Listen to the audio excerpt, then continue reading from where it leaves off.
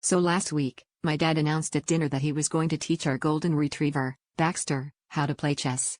At first, I thought he was joking, but then I walked into the living room and found him hunched over the coffee table, earnestly explaining the difference between a bishop and a knight to a dog who looked more interested in licking the chess pieces than moving them.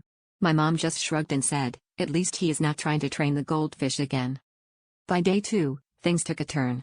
Dad was convinced Baxter had mastered pawn structure, and he even started narrating Baxter's moves out loud. "Ah, the classic Queen's Gambit, nice choice, Baxter."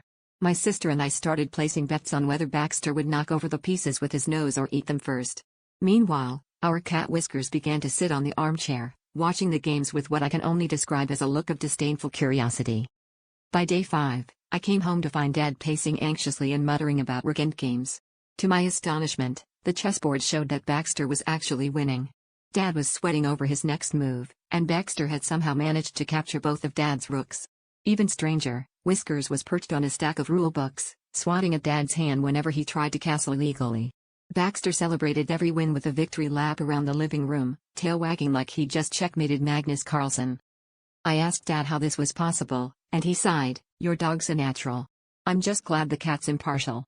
That's when it hit me. In our house, the real underdog wasn't Baxter, it was Dad, who finally realized he'd been outplayed by a retriever and out-refereed by a cat.